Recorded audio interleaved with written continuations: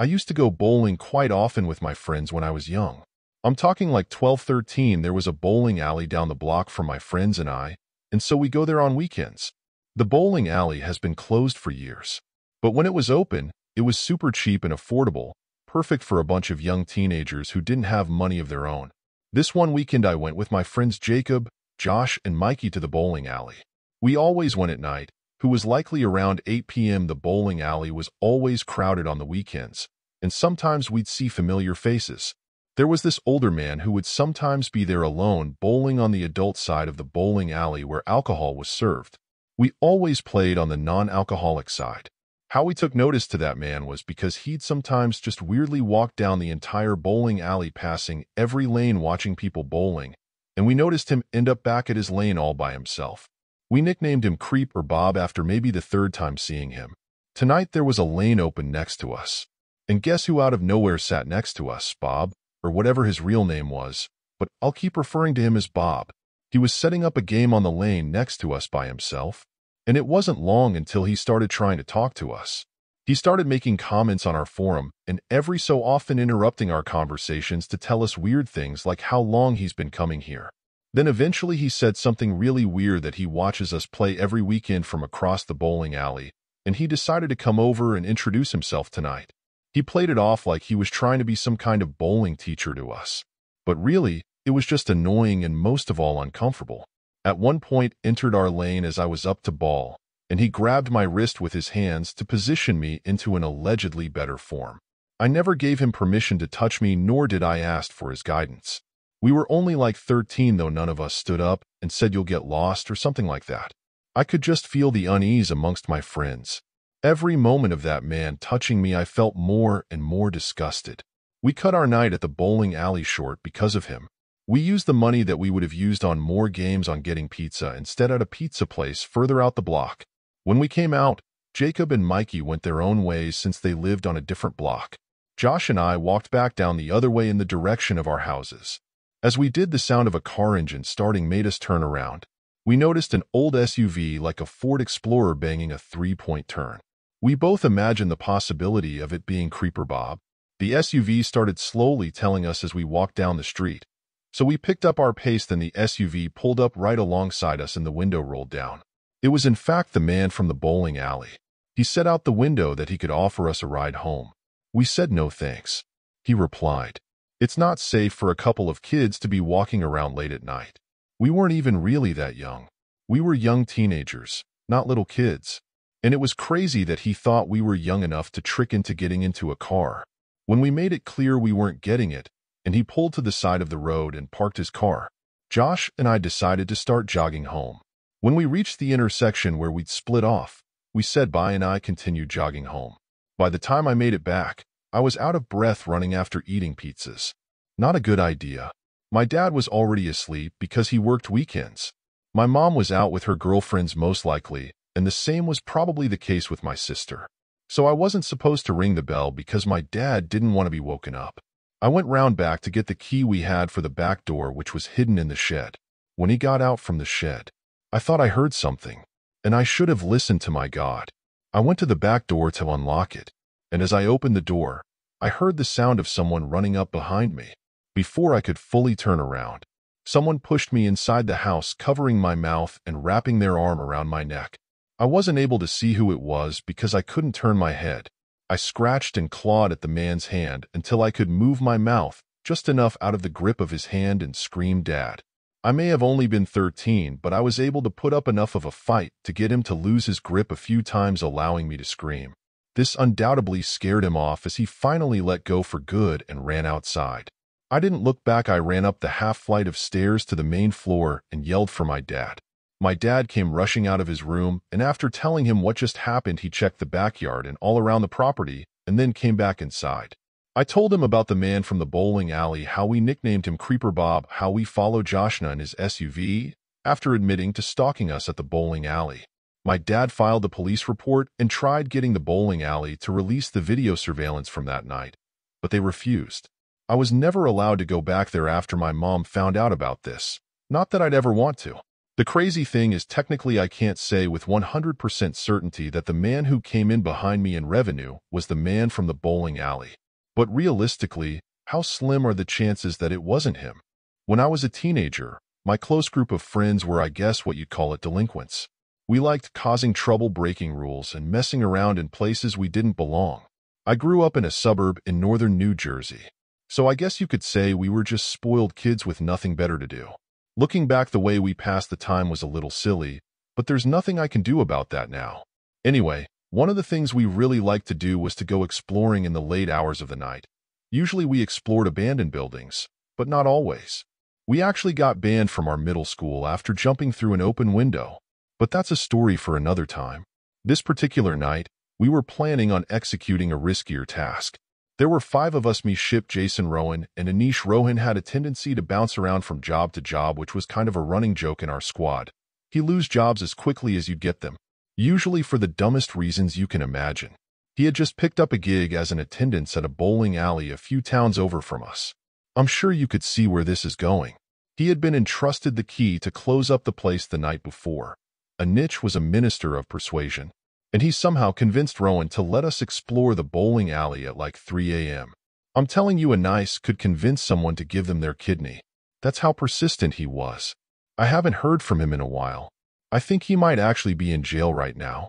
Anyway, the 5 of us agreed to get a little drunk before going. We all had a substantial amount of drink except for Jason, who refused to go anywhere unless he was the one driving. His dad had a really nice BMW, and Jason likes being able to end our links when he got tired. After getting a little buzzed, James drove the 5 of us to the location. I was the heavy drinker of the squad, and it's not something I'm proud of, but it's just who I was at that point in my life. Because of this, I usually took things a little less seriously than I should have, especially when it came to dangerous or risky situations. Rolling unlocked the door, and the 5 of us made our way inside. Chip was usually the most cautious, and he kept training us to be careful in his hilariously high-pitched voice. Roland told us we couldn't actually do any bowling right now, which we were all a little upset about. I had the genius idea of doing some makeshift sliding on the lanes as if they were slipping slides. Since we were drunk, this was actually pretty fun. The 5 of us students hired ourselves out and decided we wanted to do some exploring. We asked Roman if there were any back rooms we could check out, and he told us there were. We made our way into the employee-only area, and Rowan led us to some kind of storage room. We started poking around and flipping things over, just being stupid and careless.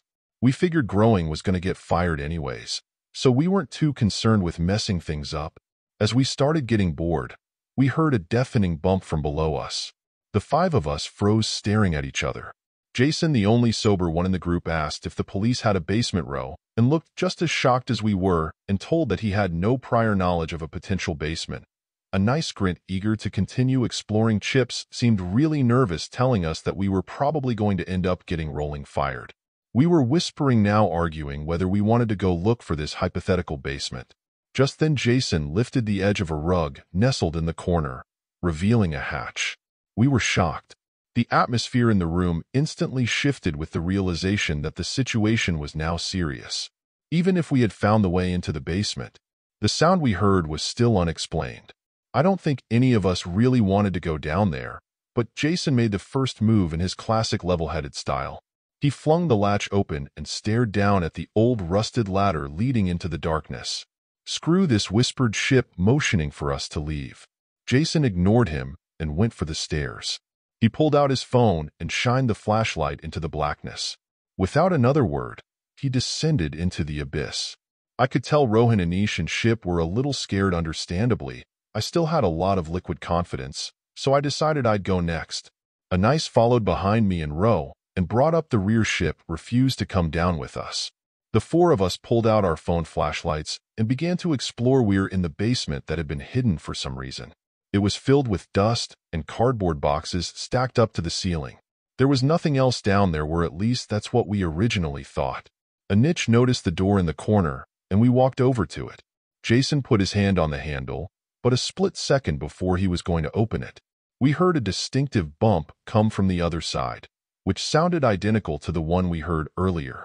We looked around at each other with horrified looks on our faces. I could tell we were all thinking the same thing. An animal, maybe no shot, It was too loud to be an animal. I was pretty freaked out at this point and turned away to leave. Like an idiot. Jason cracked the door open, revealing another storage room. That's not all that was in there, though. In the corner of the room, there was a human figure sitting on the ground with his legs crossed facing away from us. We were frozen in place, utterly terrified. After a full minute of stagnates, the person in the corner of the room banged their head against the wall, explaining the sounds we had been hearing. I began tiptoeing to the ladder, careful not to make any noise. The rest of my friends turned around and began doing the same, clearly filled with terror. Just then Rowan tripped on a piece of junk on the floor and then cursed the person in the room, yelled that we ran. Jason and I were up the ladder in a split second with a nice close behind. Chip was leaned over the hatch, concerned with what he was hearing, and Nitch made it up, and the three of us ran out of the room.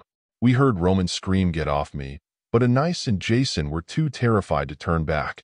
I ran back into the room and saw Chip chucking a metal pipe down the hatch, which was followed by a demonic scream. Row and scrambled on the ladder, and Chip grabbed his wrist, yanking him up. Row and ran toward me while Chip slammed the hatch shut.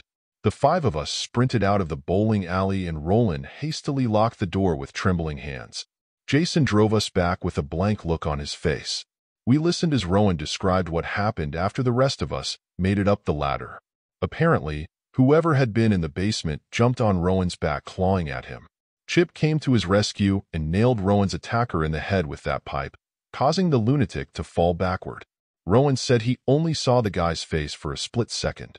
It was the horrifying face of a dirty old homeless-looking guy with a bird's nest of hair on his head. Rohan ended up quitting the next day without giving his boss an explanation, as it was definitely illegal what we had done. To this day, we have no idea how that guy could have gotten down there. Maybe there was an alternate entrance we had overlooked. Either way, the basement had been intentionally hidden, which tells me that Rowan's boss might have known something about the whole thing. This experience ruined my taste for bowling, which I have not done since. One night, my girlfriend Rebecca and I decided it would be fun to go bowling. We drove to the closest bowling alley and went through the whole process of renting shoes, finding balls, and picking a lane. We both were really bad. Neither of us had been bowling in many years. We paid for an hour of bowling.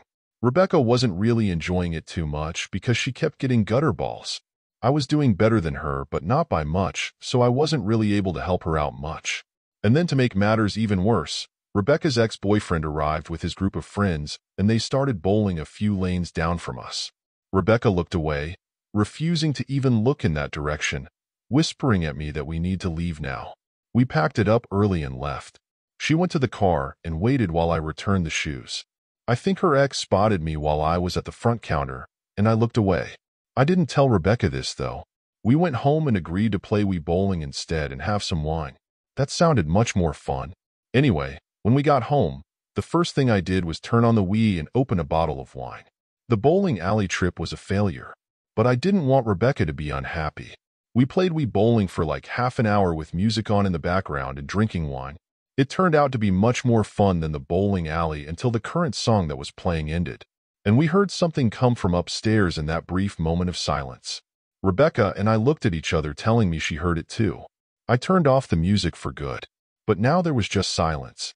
The sound we heard could best be described as a heavy object being dropped on the floor. I went upstairs to investigate. I checked every bedroom with the lights on. I checked under every bed. I was relieved to find nothing. I wasn't actually expecting to find someone in the house. But naturally, you do need to go investigate if you hear suspicious sound in your house. Still, I wondered what actually made the sound because I didn't find anything on the floor. After maybe another half an hour of playing Wii bowling, we brought our little wine party upstairs to the bedroom, and eventually we fell asleep. Rebecca is a lightweight, so she got much drunker than me, which explains why I was the one to wake up in the middle of the night and not her. I heard what woke me up, though. It was another clear and distinct sound of something heavy being dropped from above. But the only thing is, now we were upstairs, and yet the sound still came from above. Someone else would be above us. The attic. The attic door is right outside my bedroom door. It's one of those doors with a string that you pull down and the metal ladder comes down. It tiptoed out of the bedroom to not wake up Rebecca. I stood under the attic door and listened. Every 5 seconds or so I heard the slightest creaking sounds, like from the weight of something moving around. I didn't want to scare Rebecca, but I'd heard of animals getting into people's attics sometimes. I went to get a broom from the closet to use as a possible weapon if I were to have to fend off an animal. Then I quietly pulled the attic door open and climbed up. I stopped at the top of the ladder in the darkness and listened. I heard crying was the creaking of the wooden rocking chair we had up there. I used my phone as a light to reveal the rocking chair. There was someone sitting in it slowly rocking. I nearly fell off the ladder. I wanted to go run back to Rebecca and hide. I wanted to do anything but approach this person. But I gathered the courage to yell, "Who are you?" The rocking stops and the man turned around to look at me. He started making this animalistic gargling growling sound. Then he got up, and that's when I hurried down the ladder and pushed the attic door up. I screamed for Rebecca to call the cops until I heard her acknowledge me. I stayed onto the attic door, preventing it from being opened as the man in the attic tried kicking the door open. He eventually stopped, and I heard the deranged laughter of a sick, mentally ill person. He spoke in another language. It sounded Russian. I felt like my arms were gonna fall off holding up the attic door waiting for the police. When they finally arrived, Rebecca went downstairs to let them in. From here, it was the job of the police officers to go up there and remove the man. Rebecca and I waited in the living room, sitting on the couch next to each other, until we saw them bringing the man out through the living room to the front door in handcuffs. The way the man looked at me said everything. He was a dangerous, mentally ill person. His stare was full of hatred and craziness with the hints of confusion. His lip contorted in this bizarre way that would almost make you think you were drunk. Whatever happened with him? We don't know. We didn't press civil charges, but I'm sure he was charged criminally if they didn't deem him to be insane. This happened in the summertime when we keep the windows open, and so it was most likely that he squeezed through one of the windows in the backyard. I'm not sure why he picked our house. We may just have been the unlucky house he stumbled across.